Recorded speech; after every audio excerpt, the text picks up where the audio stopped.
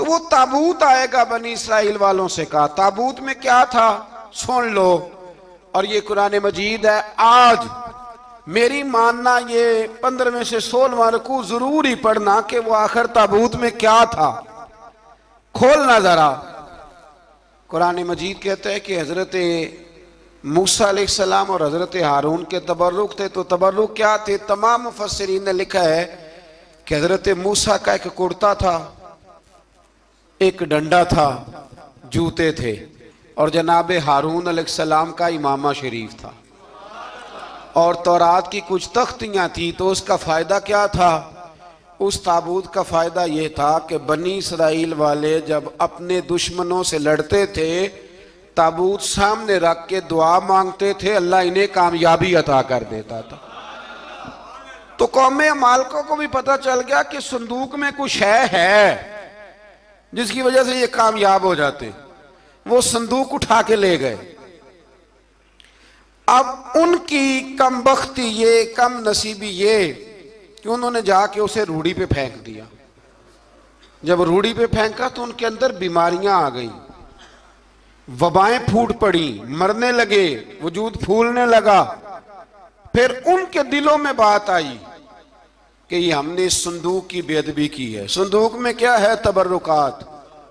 ہمیں کہتے ہیں جی نالین کا نقشہ کیوں لگایا ہے؟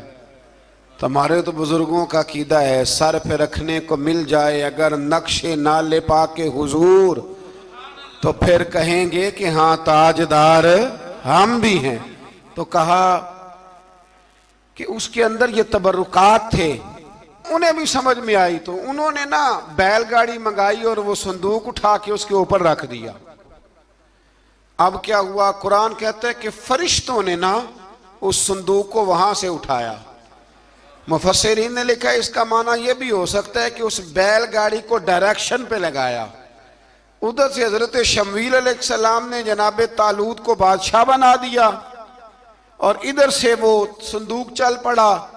کہا بھئی ہم ان کو کیسے بادشاہ مانے؟ تو فرمایا بادشاہ اس طرح مانو گے کہ تمہارا وہ صندوق آ جائے گا، اور قرآن کہتے ہیں اس صندوق میں تمہارے دلوں کا سکون ہے، اس میں تمہارے دلوں کا۔ اور بھائی ہماری تو کوشش ہوتی ہے بزرگوں سے کوئی چیز مل جائے، اللہ والوں کا کوئی تبرک ہمارے ہاتھ آ جائے۔ تو وہ صندوق آ گیا، یہ مان گئے۔ اب جہاد کرنے نکلے تو لڑنا تھا جالوت کی قوم کے ساتھ۔ وہ بڑا سخت آدمی تھا، 3 من سونا اس نے وجود پہ پہنا ہوتا تھا۔ اس کی قوم سے لڑنا ہے، ٹوپی بڑی تگڑی پہنی ہوتی تھی لوہے کی۔ اب کون لڑے؟ ایک نوجوان تھے جن کا نام تھا داؤد علیہ السلام، وہ بھی بکریاں چرایا کرتے تھے۔ اور جن دنوں حضرت طالوت نکلے نا اپنی قوم کو لے کر جالوت کے خلاف لڑنے، تو حضرت داؤد بھی شامل ہو گئے۔ اللہ جب کسی کو نوازتا ہے نا تو پھر خاص ہی کرم نوازی کرتا ہے۔ مفسرین نے لکھا جب یہ جا رہے تھے نا، وہاں جا رہے تھے تو رستے میں انہیں 3 پتھر مل گئے، انہوں نے وہ تینوں پتھر اٹھا لیے۔ اس زمانے میں پتھر پھینکنے کے لیے چھوٹی چھوٹی لوگوں کے پاس چیزیں ہوا کرتی تھیں، اس کو کوپھن بھی لوگ کہتے تھے، منجنیق، اس کو سامنے رکھ کے پھر بنائی گئی۔ تو آپ کے پاس بھی وہ آلہ تھا جس سے دشمن پر پتھر مارے جاتے تھے، تو آپ وہ مشین لے کر، وہ آلہ لے کر وہاں پہنچے ہوئے تھے۔ 3 پتھر آپ کے پاس تھے۔ آپ فرماتے ہیں اس دن میں بڑا بیمار تھا، اتنا بیمار تھا کہ میرا رنگ پیلا ہو گیا۔ اب وہ جالوت کے سامنے کوئی نہیں جاتا تھا، تو جناب طالوت کہنے لگے کہ جو جالوت کو مارے گا نا، یعنی ان کے بادشاہ کو اس قوم کے، تو میں اسے اپنی آدھی سلطنت بھی دے دوں گا اور اپنی بیٹی کا نکاح بھی اس کے ساتھ کر دوں گا۔ دیکھیں اللہ نوازتا ہے تو کس انداز میں نوازتا ہے۔ تو حضرت داؤد کہتے ہیں وہ دور کھڑا تھا تو میں نے نا 3 پتھر مارے۔ بھئی ہمت کرنا تو ہمارے ذمہ ہے کہ نہیں؟ میری ملت کا جوان کہتا میں نے کرنا کرانا کچھ نہیں، یعنی اگر آپ کہیں نا کچھ کرو تو پھر وہ کوئی کام کرنے کی مطلب معاملہ۔ وہ مجھے کل ایک سنگی کہہ رہے تھے، کہنے لگے جی اللہ کے فضل سے کچھ بھی نہیں کرنا پڑا، مرشد نے نظر کر دی۔ میں کہا مینوں ملن گے تو میں انہوں نے سمجھاواں گا کہ کچھ کرا کے نظر کریا کرو، کیونکہ میرے وہ دوست ہیں، میں انہیں جانتا ہوں۔ نظر میں بڑا کچھ ہوتا ہے، لیکن اللہ بھی تو بندے پہ بڑی نظر رحمت کرتا ہے نا۔ لیکن کہتا ہے 5 نمازیں پڑھ، رمضان کے روزے رکھ، زکوٰۃ فرض ہو تو ادا کر، یہ سارے کام کر، سچ بول، دیانتداری کر، پھر میں اپنے فضل سے تجھے جنت عطا کروں۔ تو یہ جو رویہ ہم نے بنایا یہ درست نہیں۔ تو فرماتے ہیں 3 پتھر میں نے مارے، اللہ نے اتنا فضل کیا کہ وہ بھی مر گیا، اور اس سے چھو کے میرے پتھر آگے بڑھے تو اس کی فوج کے 30 آدمی بھی مر گئے۔ 3 پتھروں سے 31 بندے اللہ نے مار دیے۔ فرماتے اس لیے کہ ہاتھ میرے تھے اور طاقتیں میرے رب کریم کی تھی۔ تو حضرت داؤد علیہ السلام کے حصے میں جناب طالوت کی صاحبزادی بھی آئیں، آدھی سلطنت بھی آئی، کافی سال حضرت طالوت حیات رہے، پھر ان کا وصال ہو گیا، تو ساری سلطنت حضرت داؤد کو ملی، اور پھر اللہ تبارک و تعالیٰ نے انہیں نبوت بھی عطا فرمائی۔ یہ دنیا میں واحد پیغمبر ہیں جو بیک وقت نبی بھی تھے اور بادشاہ بھی تھے، اور پھر اللہ نے فضل فرمایا، انہوں نے بڑی بڑی فتوحات کی، اور پھر حضرت داؤد کے صاحبزادے کا نام حضرت سلیمان علیہ السلام، پھر ان کے صاحبزادے کا نام حضرت۔ تو یہ ہوا کیسے؟ یہ سارا کچھ اللہ تبارک و تعالیٰ کے فضل سے ہوا، اس کے کرم سے ہوا۔ اب اس واقعہ سے ہمیں کیا پتہ چلتا ہے؟ ہمیں یہ پتہ چلتا ہے کہ رب جب فضل فرمائے نہ کسی پہ بھی، تو ہمیں اس بندے کو دیکھ کے راضی ہونا چاہیے، کوئی شکوہ نہیں کرنا چاہیے۔ اور دوسری بات یہ سمجھ لینا چاہیے کہ حکومتیں، مال، دولت یہ صرف سیاستوں سے نہیں ملتی، یہ خدا کے فضل سے ملتی۔ اور یہ بھی سمجھ لینا چاہیے کہ جو بزرگوں کے تبرکات ہوتے ہیں ان کی کیا ہی بات ہوتی ہے۔ یا ایھا الذین آمنوا استعینوا بالصبر والصلاۃ ان اللہ مع الصابرین، صبر کا حکم دیا گیا، اور جو صبر کرے اس کو اللہ نے اپنی معیت کی بشارت سنائی۔ پھر جو اس کے رستے میں قتل ہو جائیں انہیں مردہ کہنے سے منع کیا، پھر فرمایا تمہیں مشقت جھیلنی پڑے گی، تمہیں آزمایا جائے گا، تمہیں بھوک سے، پھلوں اور جانوں کی کمی سے، خوف سے آزمایا جائے گا، اور پھر جو صبر کرے گا فرمایا اسے اللہ تعالیٰ بشارت بھی عطا فرمائے گا، اور اس پر رب کریم اپنی رحمتوں کا نزول بھی فرمائے گا، اور فرمایا یہی وہ لوگ ہیں ہم المہتدون، جن کو صبر کرنا آتا ہے، جن میں حوصلہ ہے، جن میں تحمل مزاجی ہے۔ فرمایا یہی وہ لوگ ہیں جو اپنے رب کی طرف سے ہدایت پر ہیں۔ اصل ہدایت اس آدمی کے پاس ہے جس میں پھر کوئی صبر بھی ہے، کوئی حوصلہ بھی ہے، کوئی سکون بھی ہے۔ پھر اس سے آگے جب ہم بڑھتے ہیں تو اللہ تبارک و تعالیٰ نے تھوڑے سے مسائل حج بیان فرمائے۔ پھر اس سے آگے جا کے اللہ تبارک و تعالیٰ نے اپنے رب ہونے کی کچھ نشانیاں، کچھ علامتیں بیان فرمائیں، اور وہ والی علامتیں بیان فرمائیں جو انسانی شعور کے مطابق ہیں، جن کو انسان روز دیکھتا ہے۔ فرمایا زمین آسمان کے پیدا کرنے میں، اور رات اور دن کے اختلاف ہونے میں، کہ جب رات ہوتی ہے تو دن نہیں ہوتا، اور جب دن ہوتا ہے تو پھر رات نہیں ہوتی۔ اور فرمایا یہ جو منو ٹنو وزن لے کے دریا اور کشتی سمندر میں چلتی ہے، فرمایا اس میں، اور جب ہم آسمان سے پانی برسا کر زمین سے پھل اگاتے ہیں، تو یہ ساری چیزیں دیکھ کے سمجھ جاؤ یہ خود نہیں بنی، انہیں کوئی بنانے والا ہے۔ کہ بنی اسرائیل کے اندر ہمیشہ ایسے ہوتا تھا کہ اللہ تبارک و تعالیٰ ایک پیغمبر اور ایک بادشاہ، بنی اسرائیل کے اندر ہمیشہ نبی اور بادشاہ موجود رہتے تھے۔ ایک وقت ایسا آیا کہ بنی اسرائیل میں کوئی نبی نہیں تھے، اور بنی اسرائیل کا جو اپنا علاقہ تھا نا وہ ملک شام ہے، تو قوم عمالقہ ایک قوم تھی اور بڑے سخت گیر لوگ تھے، انہوں نے بنی اسرائیل والوں کے ساتھ لڑائی کی، جہاد کیا، اور انہیں ان کے علاقے سے نکال دیا۔ اور کچھ حضرت یوسف علیہ السلام کے زمانے میں ویسے بھی ایک بہت بڑی تعداد جا کے مصر میں آباد ہو گئی تھی۔ اب یہ ہوا کہ ان کے پاس کوئی بادشاہ نہیں ہے، یہ بار بار دعا کرتے ہیں، التجا کرتے ہیں، تو اللہ تعالیٰ نے ایک پیغمبر انہیں عطا کیے جن کے مختلف نام کتابوں میں ہیں۔ صدر الافاضل رحمۃ اللہ علیہ نے تفسیر خزائن العرفان کے اندر ان کا نام حضرت شمویل علیہ السلام لکھا ہے۔ حضرت شمویل علیہ السلام کو اللہ تعالیٰ نے نبوت عطا فرمائی، اور جب حضرت شمویل علیہ السلام اللہ کے نبی ہوئے، بنی اسرائیل والوں کو یقین آیا کہ اللہ نے الحمدللہ ہمیں ایک نبی کے جھنڈے تلے جمع کر دیا ہے، تو پھر انہوں نے کہا کہ آپ ہمارے سامنے ایک بادشاہ بھی مقرر کریں تاکہ ہم اس کی سرپرستی میں جہاد کریں۔ جب انہوں نے یہ بات کی تو اللہ تبارک و تعالی نے حضرت شمویل علیہ السلام کے ذمے لگایا۔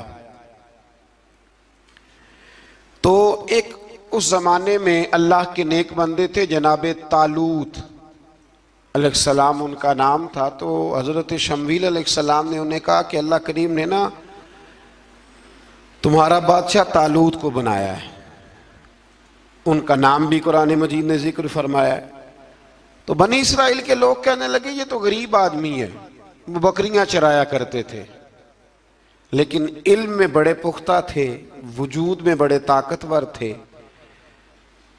تو کہا کہ یہ تو غریب آدمی ہے، تو ہم تو زیادہ حق رکھتے تھے کہ ہمیں بادشاہ بنایا جائے۔ تو حضرت طالوت علیہ السلام کہ بادشاہ بننے کے بعد حضرت شمویل علیہ السلام نے جو بات کی، اللہ کریم نے اسے قرآن مجید میں بیان فرمایا۔ رب فرماتا ہے بسطۃ فی العلم والجسم، اسے اس لیے تمہارا بادشاہ بنایا گیا ہے کہ اسے ہم نے کشادگی دی ہے، علم میں بھی اور جسم میں بھی۔ بڑے ماشاءاللہ موٹے تازے تھے، وجود بڑا طاقتور تھا۔ کچھ موٹے تازے ہوتے ہیں پر طاقتور نہیں ہوتے، موٹے تازے بھی تھے اور طاقتور بھی تھے۔ فرمایا کہ وجود میں بھی طاقت ہے اور علم میں بھی اللہ نے انہیں وسعت عطا فرمائی۔ تو بنی اسرائیل والے کہنے لگے جی نہیں جی کوئی بندہ اور آ جائے، یہ ہمارا بہت بڑا مسئلہ ہے نا جی، ہر ایک کی مرضی کی نہ تو بات ہو سکتی ہے اور نہ ہر بندہ ہر ایک کی مرضی پر پورا۔ کہنے لگے نہیں جی کوئی اور ہونا چاہیے تھا، ہمیں کیسے پتہ چلے گا کہ اللہ نے مقرر کیا ہے؟ بڑی خاص بات ہے، اس کو سمجھیے گا، یہ سارا مضمون آپ کو ملے گا اسی پارے کے آخر میں، آپ پڑھیں گے نا جی تو یہ سارا مضمون آپ کو ملے گا، اور آپ اگر سرسری نظر سے بھی اس کا مطالعہ کریں گے نا، جا کے قرآن شریف کھول کے 15ویں سے 16ویں رکوع میں آپ خوش ہوں گے کہ آپ کتنے اچھے نظریے اور عقیدے کے ماننے والے ہیں۔ تو جب کہا نا کہ طالوت کو ہمارا بادشاہ بنایا گیا تو دلیل کیا ہے؟ تو قرآن کہتا ہے کہ حضرت شمویل علیہ السلام نے فرمایا کہ تمہارا ایک تابوت تھا، ایک صندوق تھا تمہارے پاس، وہ صندوق تمہارا قوم عمالقہ اٹھا کے لے گئی تھی، ان کے بادشاہ ہونے کی دلیل یہ ہے کہ اللہ تمہارا وہ صندوق تمہیں واپس کر دے گا، وہ تمہارا صندوق تمہیں واپس کر دے گا۔ اس صندوق میں کیا ہے؟ وہ حضرت آدم جنت سے ساتھ لے کے آئے تھے، اس میں تھا کیا؟ تو قرآن مجید کہتا ہے کہ اس کے اندر نا حضرت ہارون علیہ السلام اور حضرت موسیٰ علیہ السلام کے تبرکات تھے، تبرکات۔ کل میں ایک مولوی دیکھ رہا تھا بیچارہ، ایک بندہ نا مسجد نبی کے ساتھ غلاف اور شاید کوئی کفن تھا، وہ مسجد نبی کی دیواروں سے مس کر رہا تھا، تو وہ کہہ رہا تھا نہیں اس سے کیا ہوتا ہے، تبرک کوئی چیز نہیں، اچھے اعمال کی وجہ سے بندہ بخشا جائے گا۔ میں نے کہا تو مجھے ملے تو میں تجھے بخاری کھول کے دکھاؤں کہ حضرت عبد الرحمن ابن عوف جنہیں حضور نے قطعی جنتی کہا، حضور کے وجود پر کرتا دیکھ کے کہنے لگے حضور بڑا ہی سونا لگ رہا ہے، تو فرمایا تجھے چاہیے حضور مل جائے تو کیا ہی بات ہے۔ نبی پاک نے عطا کیا تو صحابہ کہنے لگے عبد الرحمن آپ کو تو ضرورت نہیں تھی، آپ کے پاس تو بڑے لباس ہیں، تو یہ کرتا حضور نے قبول کر لیا، کوئی لے کے آیا اور آپ نے مانگ لیا، تو وہ رو پڑے، کہنے لگے پہننے کے لیے نہیں مانگا، یہ حضور کے جسم سے لگ گیا ہے، میں نے کفن بنانے کے لیے مانگا ہے۔ تو کہتا ہے حضور کے تبرک میں خیر کوئی نہیں۔ اور آپ یقین کریں ان لوگوں پہ حیرانگی ہے، ہم نے بھی مرنا ہے نا جی، بڑی جلدی قبر میں جانا ہے، وقت کا کچھ پتہ نہیں، لیکن اتنے اندھے ہو کر لوگ چیزوں کو دیکھتے ہیں اور اس تیزی کے ساتھ گمراہی پھیلاتے ہیں. مجھے باقاعدہ کسی نے ویڈیو بھیجی اور کہنے لگا جی دیکھیں کتنی اچھی بات کر رہا ہے, لوگوں کو سمجھائیں. تو میں نے کہا نہیں, اس کو سمجھانے کی ضرورت ہے. اور میں نے اس کو دیکھا ہے, وہ جو لال رومال والا, میں نے دیکھا ہے وہ ڈھونڈ ڈھونڈ کے جاہلوں کو پکڑتا ہے, تلاش کرتا ہے, اور اگر کوئی مل جائے بات بتانے والا تو پھر وہ خود پکڑا جاتا ہے, اور کئی دفعہ پکڑا گیا تو نکل گیا ہے. اللہ تعالی ہمیں سمجھنے کی توفیق دے. الذین آمنوا اشد حبا للہ, پھر ایمان والے اپنے رب سے شدید محبت کرتے ہیں, پھر وہ اپنے رب سے شدید محبت کرتے ہیں. اور پھر اللہ تعالیٰ نے اسی رکوع میں آگے جا کے ارشاد فرمایا کہ بنایا سارا کچھ تمہارے لیے ہے, بنایا سارا کچھ.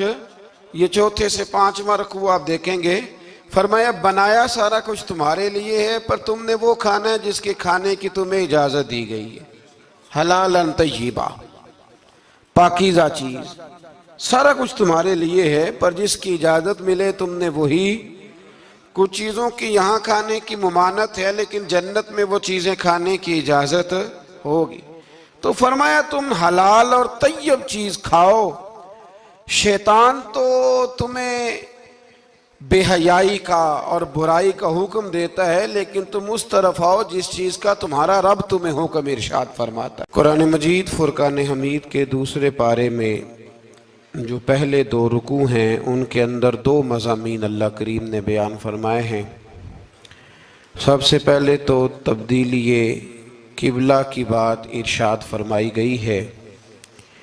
اہل یہود یہ طعنہ دیتے تھے کہ دین نیا لے آئے ہیں, لیکن قبلہ وہی ہمارے والا پرانا ہے.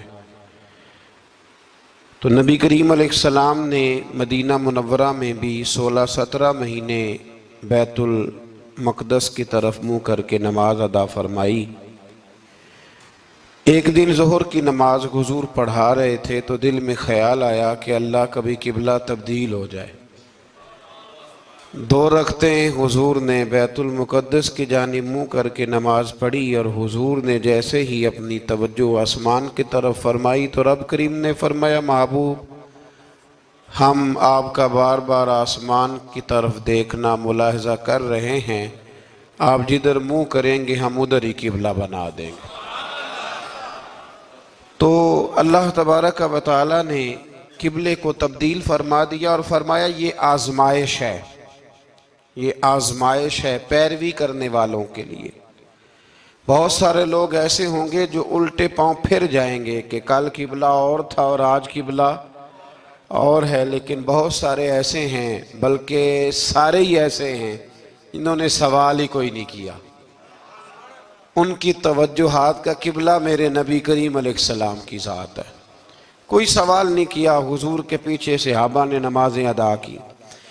پھر انہی 2 رکوعوں کے اندر اللہ تبارک و تعالی نے اس بات کی بھی وضاحت فرمائی کہ اب مسلمان جہاں کہیں سے بھی آئیں وہ اپنا رخ مسجد الحرام کی طرف کر لیں, بیت اللہ شریف کی طرف کر لیں, اور اسی طرف منہ کر کے وہ نماز پڑھیں. اور انہی ابتدائی 2 رکوع جو ہیں ان کے اندر اللہ تعالیٰ نے یہ بھی بیان فرمایا کہ مسلمان درمیانی امت ہے, امت وسط ہے. اس کا ہر کام افراط و تفرید سے پاک ہے, یہ ہر کام میں معتدل ہے. اور اسی کے اندر اللہ نے یہ بھی بیان فرمایا کہ قیامت میں باقی جو ساری امتیں ہوں گی وہ سرے سے مکر ہی جائیں گی کہ ہمیں تو کسی نے تبلیغ کی نہیں. وہ اپنے انبیاء کرام علیہم السلام کا تبلیغ کرنا بھول ہی جائیں گے, وہ مکر جائیں گے. تو رب کریم پھر نبی کریم علیہ السلام کی امت کو ارشاد فرمائے گا کہ کیا تم گواہی دیتے ہو کہ نبیوں نے تبلیغ کی؟ تو اللہ تبارک و تعالی اس امت کے علماء کی, صلحاء کی, صوفیاء کی, اولیاء کی گواہی پرانے انبیاء کرام کے حق میں قبول فرمائے گا. یہ قرآن مجید پڑھ رہا ہوں, اس امت کے اولیاء, صوفیاء, علماء, راسخون فی العلم یہ لوگ اٹھ کے گواہی دیں گے کہ ہاں اے اللہ انبیاء کرام نے تبلیغ کی تھی اور تیری دعوت کو انہوں نے لوگوں تک پہنچایا تھا, تو اس وقت باقی ساری قومیں یہ بھی اعتراض کریں گی کہ اللہ یہ تو بعد میں آئے تھے، انہیں کیسے پتا چلا کہ ہمارے انبیاء نے تبلیغ کی ہے؟ تو رب فرمائے گا ہاں بھی بتاؤ تمہیں کیسے پتا چلا؟ اور امت بول کے کہے گی ہمیں مدینے والے محبوب نے بتایا ہے، ہمیں نبی کریم نے بتایا ہے، شہداء علی الناس۔ تو امت گواہی دے گی وَيَكُونَ الرَّسُولُ عَلَيْكُمْ شَهِيدًا، اور فرمایا پھر میرے رسول اپنی امت پر گواہی دیں گے، پھر نبی کریم علیہ الصلوۃ والسلام امت پر گواہی دیں گے، اور اس طرح اس امت کی گواہی اللہ تبارک و تعالی قبول فرما کے باقی سارے انبیاء کرام علیہ السلام کے تشریف لانے کو قبول فرمائے گا، اور اس گواہی کو منظور کر کے اب امتوں پر حد جاری کی جائے گی کہ تمہیں تبلیغ کی گئی تھی، پھر تم نے اس بات کو قبول کیوں نہ کیا۔ پھر جب ہم بڑھتے ہیں نا دوسرے سے تیسرے رکوع کی جانب، تو اس میں اللہ تبارک و تعالی نے دوسرے رکوع سے پہلے ایک بڑا خوبصورت فرمان جو بڑا زبان زد خاص و عام ہے، ارشاد فرمایا فَاذْكُرُونِي أَذْكُرْكُمْ، تم مجھے یاد کرو میں تمہیں یاد کروں گا، وَاشْكُرُوا لِي وَلَا تَكْفُرُونَ، اور میرا شکریہ ادا کرو ناشکری نہ کرو۔ وہ پیر مہر علی شاہ صاحب، کتھے مہر علی، کتھے مہر علی، کتھے وہ پیر صاحب پاک پتن شریف تشریف لے گئے تو وہاں نعرہ لگ رہا تھا حق فرید یا فرید۔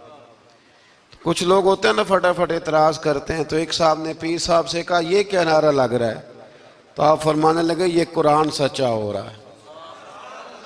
کہا کیا مطلب؟ فرمایا اللہ کا وعدہ ہے تم میرا ذکر کرو میں تمہارے چرچے کرا دوں گا۔ تو فرمایا فرید الدین نے ساری زندگی رب رب کیا ہے، اب ان کے جانے کے بعد اللہ فرید فرید کروا رہا ہے۔ اور پھر اللہ تبارک و تعالیٰ نے اسی آیت میں اس کا بھی ذکر فرمایا جس پر لوگ عقیدے کے لحاظ سے بڑا دھوکہ دیتے ہیں۔ فرمایا وَمَا أُحِلَّ بِهِ لِغَيْرِ اللَّهِ، اور وہ جس پر وقت ذبح غیر اللہ کا نام لیا جائے، جس پر وقت ذبح جس پر غیر اللہ کا نام لیا جائے وہ جانور بھی حلال۔ اس آیہ مبارکہ کو سامنے رکھ کے نا بڑا الجھاؤ پیدا کیا جاتا ہے جس پر غیر کا نام آ گیا وہ حرام ہو گیا، لہذا کسی نے کہہ دیا کہ یہ بکرا غوث اعظم کے نام کا رکھا ہے تو یہ حرام ہے، اور کسی نے کہا کہ یہ میں نے 11ویں شریف کے لیے دمبا رکھا ہے قربانی حضور غوث اعظم کے سال ثواب کے لیے دوں گا تو یہ درست نہیں۔ تو بھئی یاد رکھو وقت ذبح، یہاں تمام مفسرین نے یہی لکھا ہے کہ وقت ذبح کسی اور کا نام لیا تو پھر وہ حرام۔ دیکھیں نا کسی بندے نے اگر کہہ دیا کہ یہ دمبا زید کا ہے، 4-5 دمبے بکرے گھوم رہے تھے، کسی نے کہہ دیا زید کا ہے، یہ بکر کا ہے، یہ عمر کا ہے، یہ سعد کا ہے، اب کیا یہ لفظ کہنے سے وہ حرام ہو جائے گا؟ روز کہتے ہو کہ نہیں کہتے؟ وہ عجیب فلسفہ ہے نا لوگوں کا۔ اگر آپ نے کہہ دیا غوث پاک کے سال ثواب کے لیے ہے تو پھر وہ حرام ہو گیا جی۔ تو اگر یہ کہا جائے کہ میں نے بیٹے کے عقیقے کے لیے رکھا ہے، پھر بھائی اگر ولیمے کے لیے رکھا ہو تو وہ تو کہہ رہا میں نے بیٹے کے لیے رکھا ہوا ہے، حالانکہ بکرا تو اللہ کے نام کا ہے۔ تو بلا وجہ لوگ اس میں ایسی چیزیں پیدا کرتے ہیں، تو اس کو سمجھ لیں یہ قرآن مجید کی آیت نمبر 173 ہے جس میں اللہ تبارک و تعالیٰ نے بڑی وضاحت کے ساتھ ان چیزوں کا ذکر فرمایا جن کا کھانا بالکل ناجائز ہے۔ تو وہ 4 چیزیں آپ کی سمجھ میں آ گئی جی۔ سب سے پہلے مردار، پھر بہتا ہوا خون، پھر سور کا گوشت، اور چوتھے نمبر پہ وہ جانور جس پر وقت ذبح کرتے وقت کہا جاتا ہے نا بسم اللہ ہے۔ ہاں اب مرغا خریدنے جاؤ گے نا تو اس سے کہنا ذرا اونچا پڑے۔ میں نے ایک سے پوچھا، میں نے کہا تو تکبیر ہی نہیں پڑھتا؟ کہتا میں نے پکی پڑھ کے چھری پہ پھونک لی ہے۔ تو میں نے کہا یہ کون سا نیا دین نکلا ہے؟ کہتا چھری پہ پھونک لی ہے تو اب پکی ہو گئی چھری۔ تو میں نے کہا چھری کے ساتھ اگر کسی نے پیاز کاٹ لیا تو پھر تیری پھونک کا کیا بنے گا؟ تو وہ تو گئی نا جی۔ تو اس لیے یہ جانور جب حلال ہوگا جب کہا جائے گا بسم اللہ اللہ اکبر۔ پھر آگے 5ویں سے 6 رکوع میں جو پہلی آیت ہے نا، اس میں اللہ تعالیٰ نے ایک چیز کے بارے میں نصیحت فرمائی ہے۔ جب یہ قبلے کی تبدیلی کی بات ہوئی تو یہودی بھی اپنے قبلے پر اصرار کرنے لگے، عیسائی بھی اپنے قبلے پر اصرار کرنے لگے۔ وہ کہنے لگے مشرق کی جانب منہ کر کے نماز پڑھنی ہے، یہ کہنے لگے مغرب کی جانب منہ کر کے نماز پڑھنی ہے۔ تو اللہ کریم نے فرمایا یہ تو نیکی نہیں کہ منہ مشرق کی جانب کرو یا مغرب کی جانب کرو۔ تو یا اللہ نیکی کیا ہے؟ فرمایا نیکی وَلَٰكِنَّ الْبِرَّ مَنْ آمَنَ بِاللَّهِ وَالْيَوْمِ الْآخِرِ، فرمایا نیکی تو یہ ہے کہ اللہ اور آخرت پر ایمان لاؤ۔ نیکی ایمان کا نام ہے۔ پھر فرمایا فرشتوں پر، کتابوں پر، نبیوں پر ایمان لاؤ، اور اپنا مال خرچ کرو اللہ کی محبت میں، رشتہ داروں پر، یتیموں پر، مسکینوں پر، مسافروں پر، مانگنے والوں پر، غلام آزاد کرانے کے لیے۔ اور فرمایا نیکی تو یہ ہے کہ نماز قائم کرو، زکوٰۃ ادا کرو، اپنے وعدے پورے کرو جب تم وعدہ کر لیتے ہو، اور جب تمہیں کوئی مصیبت پہنچے اس پر صبر کرو۔ فرمایا اولئک الذین صدقوا، یہ وہ لوگ ہیں جو نیکی کے دعوے میں سچے ہیں، جو ایمان بھی لائیں، خرچ بھی کریں، مصیبت پر صبر بھی کریں۔ یہ وہ لوگ ہیں جو ایمان کے دعوے میں سچے ہیں۔ وَأُولَئِكَ هُمُ الْمُتَّقُونَ، اور یہ وہ لوگ ہیں جو پرہیزگار ہیں اللہ سے۔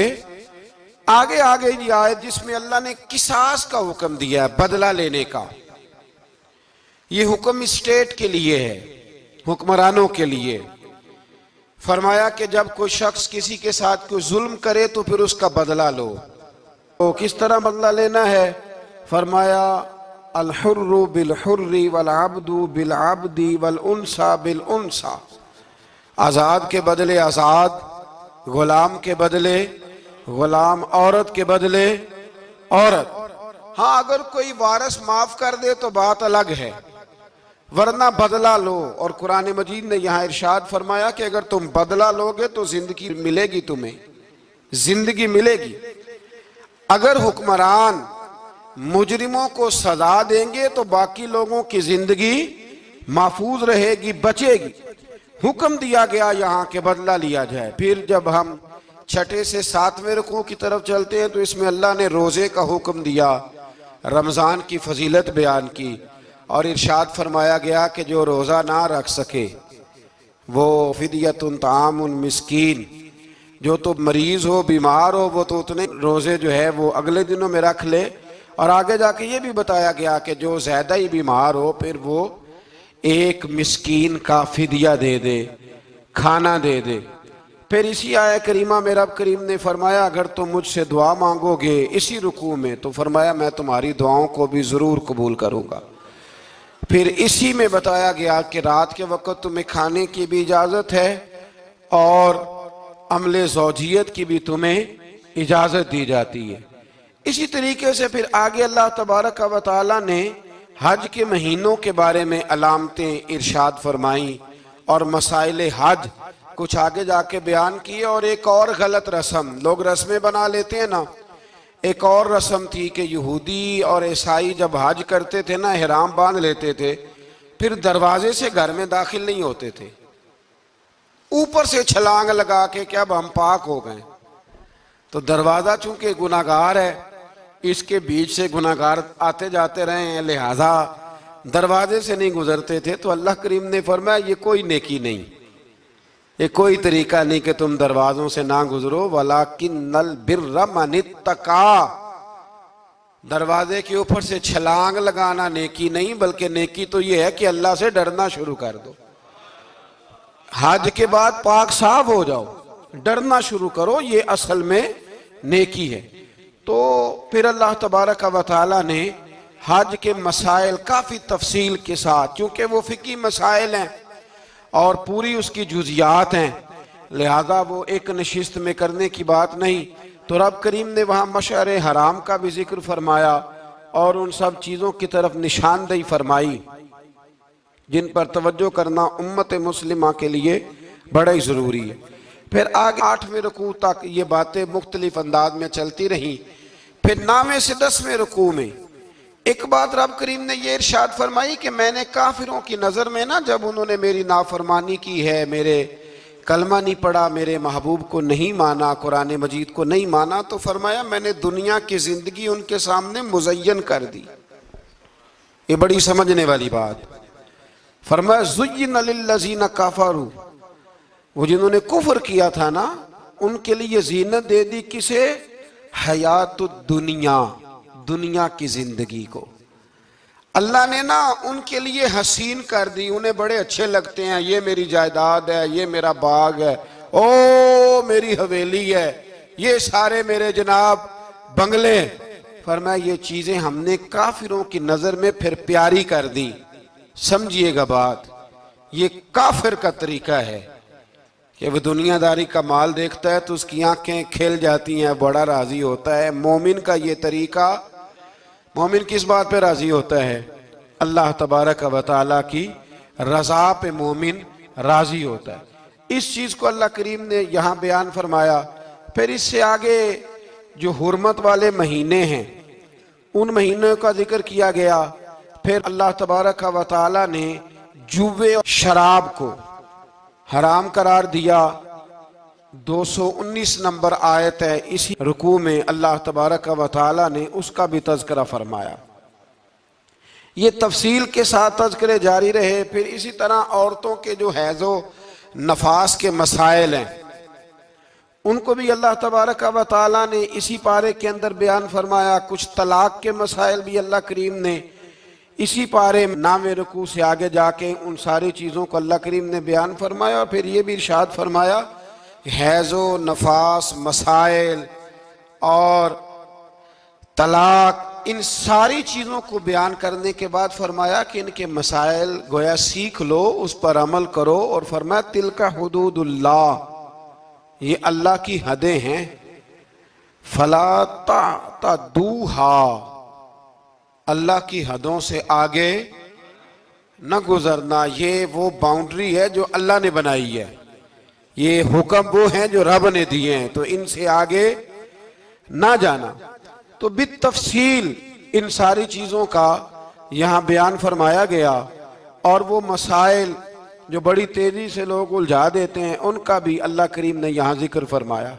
بیچ میں کچھ آیات ایسی ہیں جو زیادہ توجہ کے قابل ہیں، اور ہماری روزمرہ کی زندگی میں ہمیں ان کی بڑی اشد ضرورت ہے، جو اگرچہ مسائل فقہ تو نہیں لیکن ضرورت کے لحاظ سے، روزمرہ کے اخلاقی رویوں کے لحاظ سے اس کی بڑی ضرورت ہے۔